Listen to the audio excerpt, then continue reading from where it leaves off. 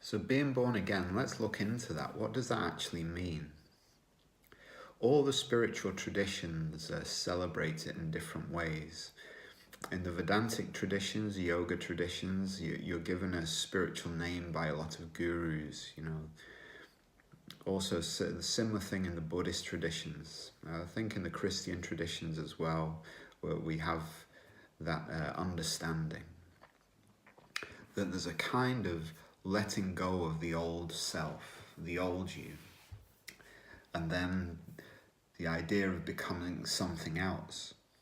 Now, a lot of the spiritual traditions, certainly the more recent understandings of mysticism, they focus a lot on the death of the ego and don't necessarily go any further than that.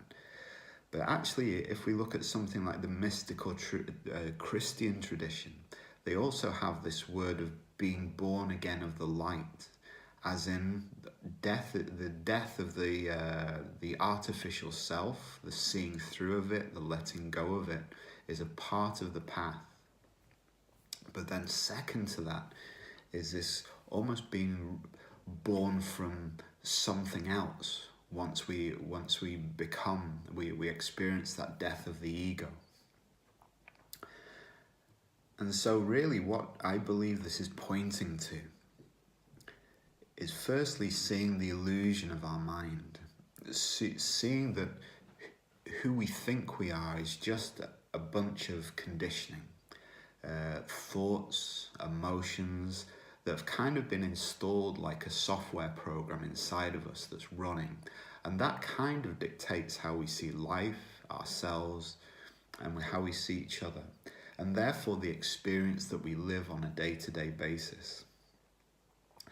So this being born again of the light, firstly it means that we come to see that we have this artificial self made up of thoughts and concepts and ideas, just a software program that's operating in our emotional body and our psychological body, and therefore becomes our actions and the life that we live. But secondly, once we see that that's the case, that this is just our thoughts are playing out, our emotions are playing out, that we can rewrite the program. And we can rewrite the program in the image of the true self, the self that's behind that program, the love, the compassion, the light, the insight, the wisdom, the beauty, all of those kind of aspects of if you like our internal light, our soul, our Buddha nature. So we rebuild our life, we rebuild the temple of our being from that foundation, which is generally love, happiness, joyfulness. And we don't do that just as a one-off. We have to do that every day.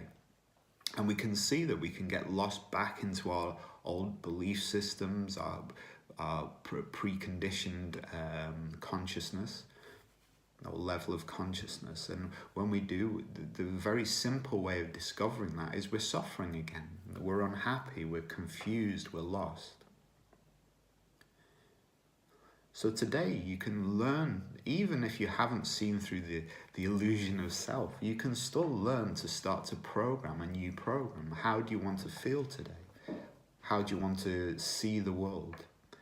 How do you want to feel? What do you want to do? Do you want to be energized? Do you want to be no energy? Do you want to feel compassion and love, or bitterness and hatred? Part of the awakening process is seeing that we actually have a say on how we feel, how we want to act, and who we want to be.